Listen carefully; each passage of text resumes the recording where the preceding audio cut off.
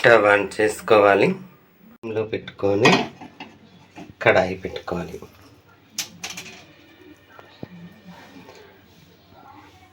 కడాయి వేడెక్కిన తర్వాత కొన్ని ధనియాలు వేసుకొని వేగించుకోవాలి.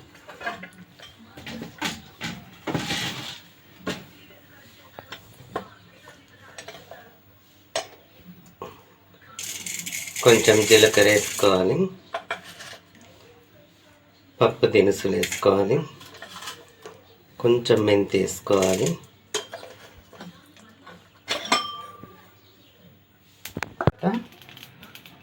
పక్కన బౌల్స్లో వేసేసుకోవాలి. కడాయి గరం అయిన తర్వాత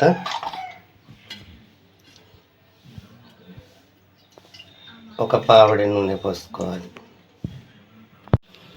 నూనె గరం అయిన తర్వాత ఎర్రటి మిరపకాయలు నూనెలో వేసుకొని గోలించుకోవాలి.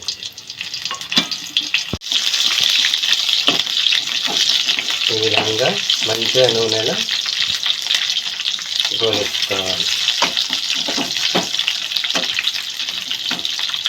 ఈ విధంగా ఎర్రటి మిరపకాయలు నూనెలో మంచిగా గోలించుకోవాలి. గోలిన తర్వాత పక్కకు ఈ విధంగా తీసుకోవాలి. మిగిలిన నూనెలో 2 టమాటాలు వేసి మంచిగా గోలించుకోవాలి. దీన్ని కూడా మంచిగా ఒక రంగు వచ్చే విధంగా గోలించుకోవాలి. టమాటాని ఈ విధంగా మంచిగా నూనెలో డ్రై చేసుకోవాలి. అప్పుడే టమాటా కూర పచ్చిగా కాకుండా మంచి టేస్ట్గా ఉంటుంది, రుచిగా ఉంటుంది. తీసేసుకోవాలి. చేసుకొని మనం ఎంచుకున్న ధనియాలు, జీలకర్ర, మెంతి అండ్ పప్పు దినుసుల్ని మంచిగా సన్నంగా నూరుకోవాలి. సన్నంగా నూరుకున్న తర్వాత ఒక ఉల్లిగడ్డ, ఎల్లిపాయలు వేసుకొని దంచుకోవాలి.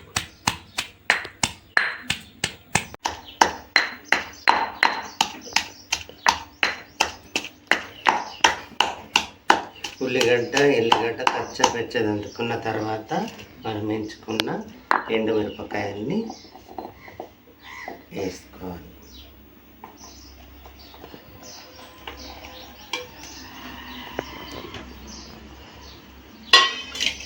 వేసుకొని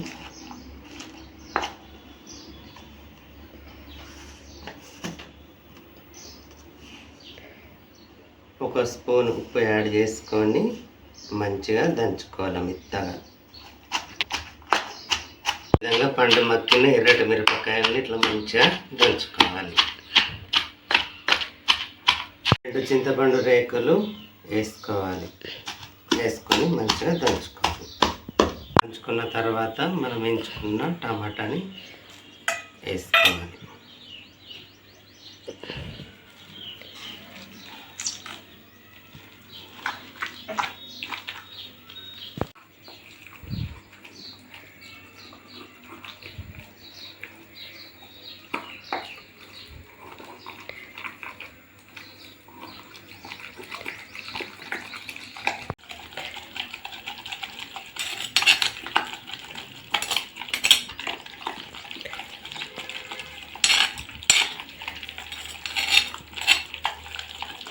నూరుకొని తింటే జ్వరం వచ్చినా కానీ ఇట్లాంటి ఎర్రకారంతో తింటే దెబ్బకు నయమైపోతుంది.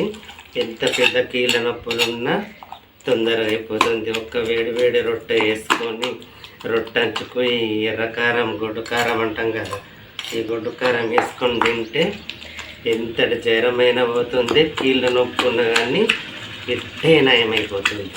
కూడా వేసుకొని మెత్తగా నూరుకోవాలి. తర్వాత దీన్ని ఒక చిన్న బౌల్లోకి వేసుకోవాలి.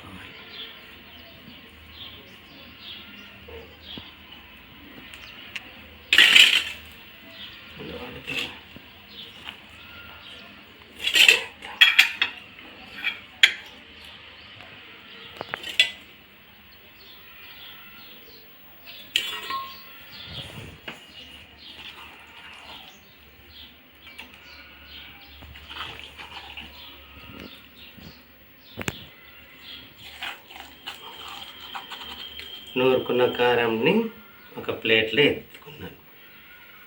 దీన్ని ఇప్పుడు ఏ విధంగా తాలింపు వేసుకోవాలో చూపిస్తా ఫ్రెండ్స్. ఇలా ఇప్పుడు మనం కొంచెం అన్నం వేసుకొని దీనికి ఉన్న కారం ఉంటుంది కదా,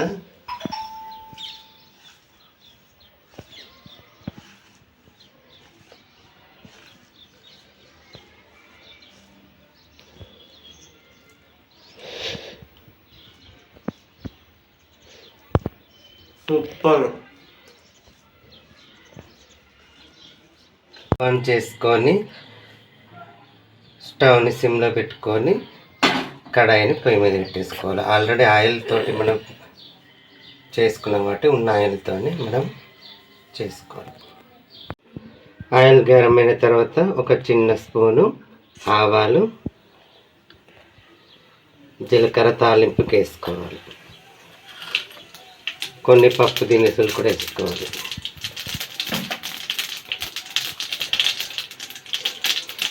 చిన్నగా కట్ చేసుకొని 5 ఎల్లిపాయ ముక్కలు వేసుకోవాలి.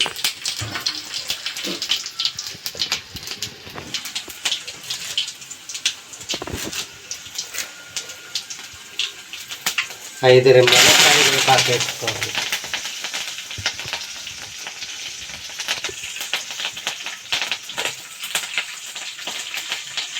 కొంచెం పసుపు వేసుకోవాలి.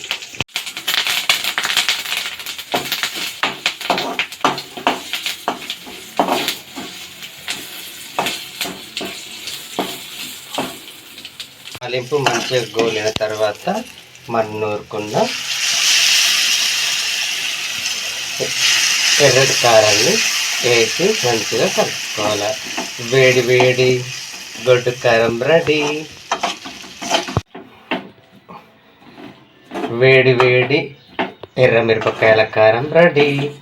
ఈ విధంగా మంచిగా కలుపుకొని చల్లగైన తర్వాత గాజు గ్లాసు మన ఉంటుంది కదా, అందులో వేసుకొని నిల్వ ఉంచుకుంటే వారం రోజుల దాకా నిల్వ ఉంటుంది, ఖరాబ్ కాకుండా ఉంటుంది. కాబట్టి చల్లైన తర్వాత గాజు గ్లాసులో ఉంటుంది కదా, అందులో వేసుకొని నిల్వ ఉంచుకున్నట్టయితే వారం రోజుల దాకా ఉంటుంది. వేడి వేడి అన్నంలో మనం వేసుకొని తింటే దాని రుచి వేరు ఉంటుంది. కాబట్టి నా వీడియో నచ్చినట్లయితే ప్లీజ్ లైక్ చేయండి, సబ్స్క్రైబ్ చేయండి, గంట సింబల్ కొట్టండి, కామెంట్ చేయండి. ప్లీజ్ సబ్స్క్రైబ్ చేసుకోండి అమ్మమ్మ నేర్పిన వంటలు. Thank you friends.